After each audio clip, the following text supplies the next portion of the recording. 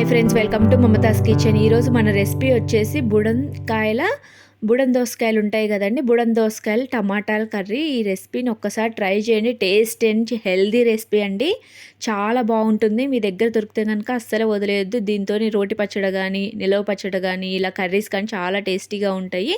ముందుగా స్టవ్ మీద ఒక గిన్నె పెట్టి డీప్ ఫ్రైకి సరిపడా ఆయిల్, కొద్దిగా జీలకర్ర, ఒక ఆనియన్, కట్ చేసి పెట్టుకున్న ఆనియన్ వేసి ఫ్రై చేసుకోండి. ఇలా ఫ్రై అయిన తర్వాత మనం కట్ చేసి పెట్టుకున్న ఆ బుడం దోసకాయలు, టమాటాలు ఈక్వల్గా కట్ చేసుకోండి.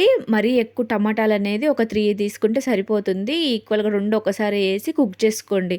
దీని తోలు అనేది చాలా మందంగా ఉంటుంది, అందుకే 2 ఒకసారి కుక్ చేసుకోండి. టేస్ట్ అనేది కూడా చాలా బాగుంటుంది. ఇందులోనే మీకు టేస్ట్కి సరిపడా సాల్ట్, పసుపు యాడ్ చేసి ఒకసారి మిక్స్ చేసి కుక్ చేయండి. వాటర్ అంతా బయటకు వచ్చే వరకు కుక్ చేసుకోండి. ఒక్కసారి ఈ రెసిపీని ట్రై చేయండి. టేస్ట్ అనేది బాగుంటుందండి. ఈ కర్రీ రెసిపీ అనేది చాలా అంటే చాలా టేస్టీగా ఉంటుంది.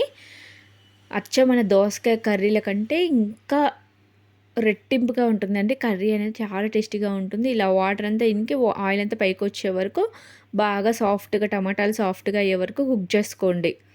ఇందులోనే కొంచెం అల్లం వెల్లుల్లి పేస్ట్ కూడా యాడ్ చేసుకొని కుక్ చేసుకోండి. ఫస్ట్ వేయడం వల్ల అడుగంటుతుంది, అందుకని నేను ఇలా మధ్యలో వేసుకున్నానండి. పచ్చివాసన పోయే వరకు కాసేపు ఇంకా కుక్ చేసుకొని, దోసకాయ ముక్కలు అనేది కొంచెం సాఫ్ట్గా, మరీ మెత్తగా అవ్వనాల్సిన అవసరం లేదండి. కొంచెం లైట్గా సాఫ్ట్గా అయిపోతే సరిపోతుంది, కుక్ అయిపోతుంది. మరీ ఉడికించుకోవాల్సిన అవసరం లేదండి. బాగుంటుంది టేస్ట్ అనేది కూడా. దోసకాయలు కూడా మరీ మెత్తగా ఉడికితే అంతగా ఉండదు. మీకు స్పైసీనెస్ తగ్గట్టు కారం అనేది యాడ్ చేసుకొని ఒకసారి గరిటెతో కలబెట్టి ఆయిల్ అంతా పైకి వచ్చే వరకు కుక్ చేసుకోండి. ఉడికించుకొని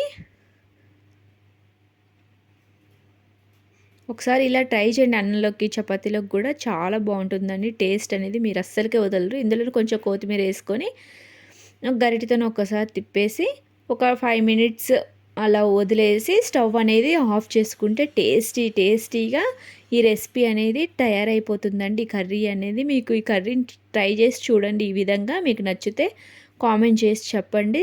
సబ్స్క్రైబ్ చేయండి, సపోర్ట్ కూడా చేయండి ఫ్రెండ్స్, మర్చిపోవద్దు.